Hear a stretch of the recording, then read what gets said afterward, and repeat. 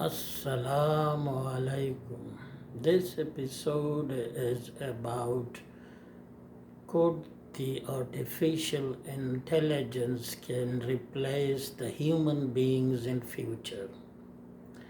In this regard, I would say that the human beings have extraordinary capabilities as compared to other living entities.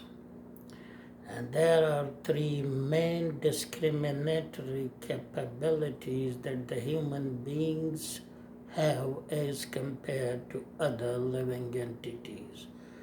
The first is that the human beings have intellectual qualities.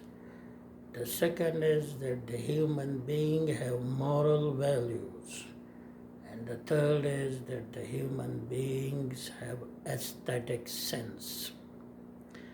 And these are the three main discriminatory capabilities which clearly distinct the human beings from other living entities on this planet Earth. Now I will briefly discuss about the artificial intelligence, that how it works is per science. The artificial intelligence simply is that it enables machines and softwares to perform tasks that typically needs the human intelligence. For example, learning, reasoning, problem solving, perception, and language understanding. The artificial intelligence simply is that first a large number of data is being collected, and this data is being put into a system. And the next step is that the artificial intelligence is then allowed to decide what to do with the data. The artificial intelligence then starts to decipher the data, and it uses patterns, different patterns that had already been provided, and these patterns then learn to recognize the similar patterns in the data that have been already filtered into the system.